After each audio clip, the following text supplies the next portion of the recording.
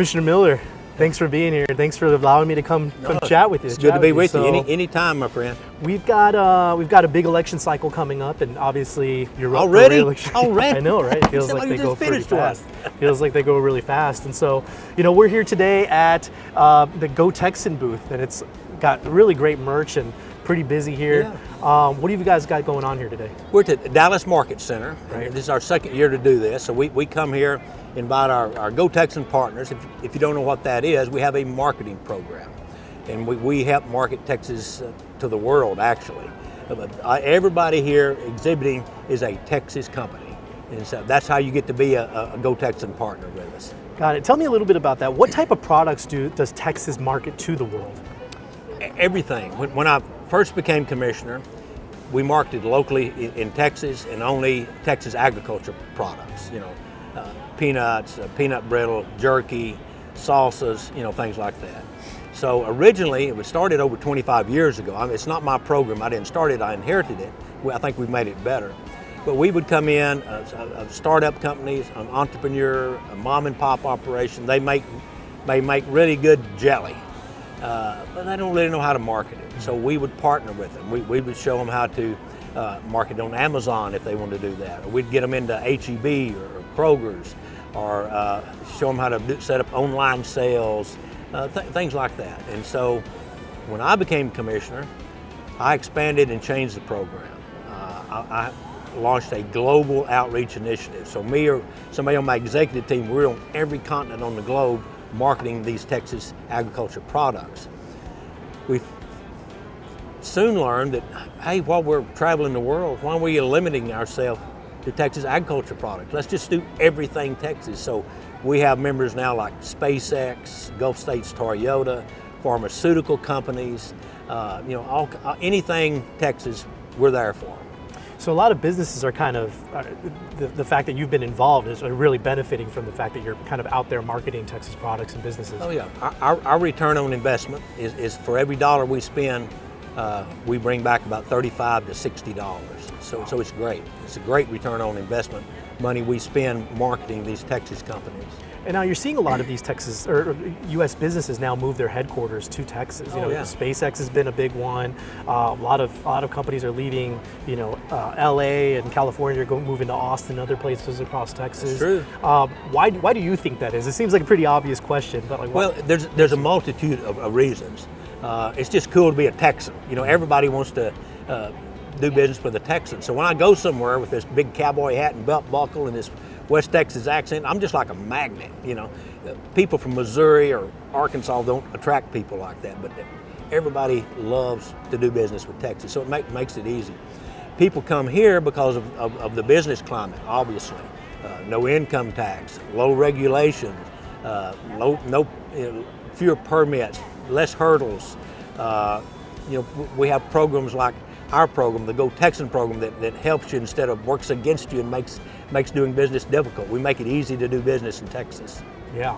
Now, on that note, there's a bill that's been passed that is sitting on Abbott's desk, waiting for him to either sign or not sign it, and potentially veto it. I'm talking about the THC bill. What's multiple polling and surveys have shown that a large chunk of Texans, even Republicans, don't see banning THC as a top issue or something they support. What's your thoughts on that? What do you think is the reason for the big push behind that? Well, we were a big part of it in 2019, writing the hemp rules, because we regulate it till it leaves the farm. The growing and the harvesting, the storage, all of that is under my shop. Another state agency, once it goes to the retail, regulates it. When we set that up, we did not intend to have recreational marijuana. Just no, and it was just a given that we weren't going to do that in Texas. Well, since we wrote those rules, products that have come along like Delta 8 and Delta 9 would have the same effect as full-blown marijuana, but it's unregulated. Not just regulated recreational marijuana, it's unregulated marijuana. So, for instance, a 7th grader today can walk into a convenience store, buy Delta 9 gummies, go back to junior high and pass them out. Wow. There's nothing, it's not against the law. So I commend them for taking this on. The problem lies in that that also eliminates a lot of people that need the product for insomnia, for that have chronic pain or they're on hospice, have become that is very helpful. And I have always supported medical marijuana use. If it can help somebody, let's prescribe it to them and be responsible about it. So those people are pushing back.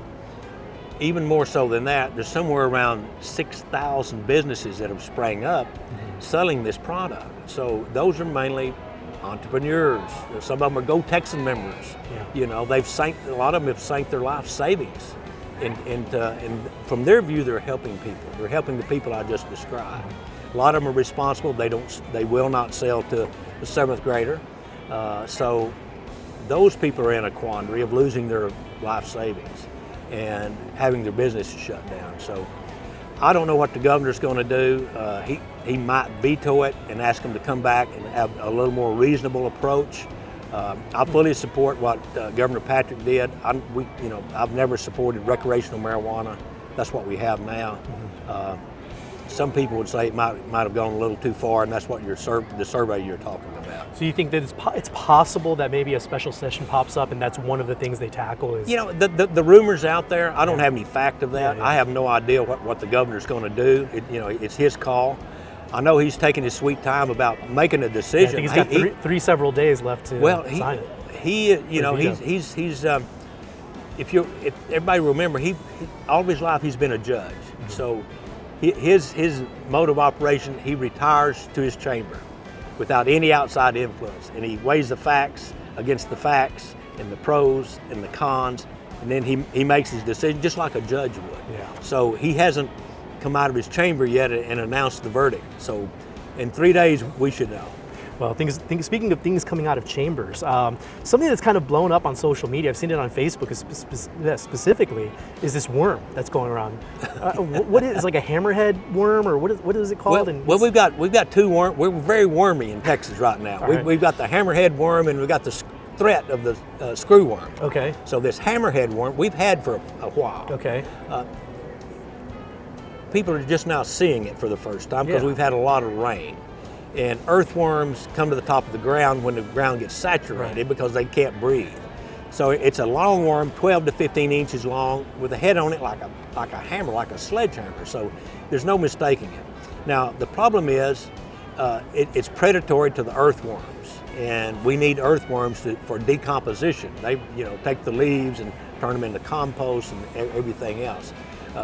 They make the soil breathe and live, and so we don't need these hammerhead worms. The problem is people see one, well, they'll chop it up with a hoe. Well, they're what's called asexual. Every time you cut it in half, it grows 2. If you chop it more than that, it just turns into 4. Yeah, it's just you don't kill it. You're multiplying, and it has a toxin on it, so it's causes a skin irritation if you pick it up.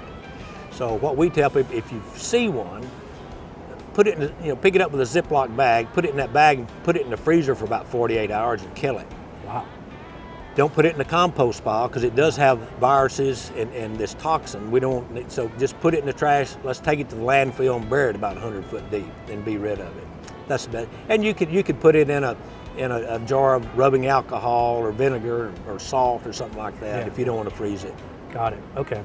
And finally, obviously you've got an election coming up, and you've surprisingly got an opponent, which I speak to a lot of Texans every single day, and most don't know who he is, and most are shocked that even somebody would try to primary you. What's your thoughts on this? Well, I'm not surprised. I have never had a pass. I always get opponents. I track them for some reason. The I-35 is scattered with the bodies of my political opponents. Over 50 of them over my career. So I'll get 2 or 3 in the primary and an independent or Green Party and a Democrat in the fall usually. So this guy, I know him.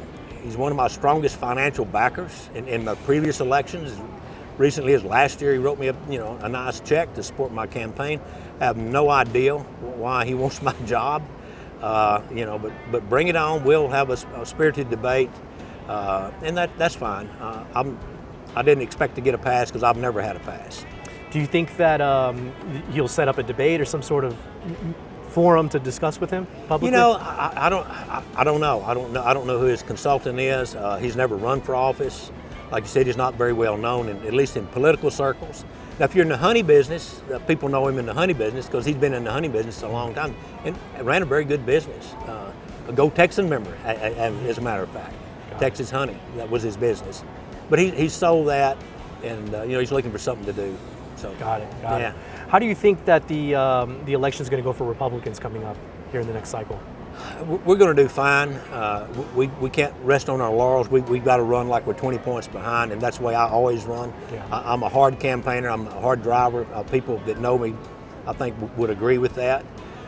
So we've got some interesting races coming up. We've got Ken Paxton going to challenge our senior sitting senator in John Cornyn. We've got people running for Hager's seat. We've got people running for Paxton's seat. Who knows? There may be other statewides that run for something else or decide not to run. But that'll all shake out by September. Have you made any endorsements in any of those races? You know, since I have my own race, I'm probably not going to endorse. I just don't want to alienate one side, you know, against the other. I'm going to focus on my own race. Yeah. Now, in the past, when I don't have opponents, I get very involved. In you know, last time I had a rhino hunt, you know, and we got a bunch of rhinos. We got our bag limit, actually. Now, what's the best, you know, a lot of Texans use, political Texans use Twitter to kind of keep in touch. What's the best way for Texans to keep in touch with what's going on in your office and what you've got going on in the campaign? Well, social media. I mean, I'm the most prolific social media guy. You can take all the other elected officials in the state from House members to Senate members to statewide, add them together, and they can't touch my social media. You know, I've got over 1 million followers on Facebook. We reach 40 to 60 million people a month on our social media. This is your Facebook? Wow. That's just Facebook. That's not Instagram and Twitter and Truth Social and all the rest of them. And we're active on those too. Got it. Okay. Well, awesome. Thanks for sitting down with me. Good luck on the race. And Texans can find you on Facebook and your Twitter. Do you know what your Twitter handle is? It's Miller for Texas, all of them. Miller for Texas. Awesome. Yeah. Thanks for sitting with me. Thank you, sir. God bless.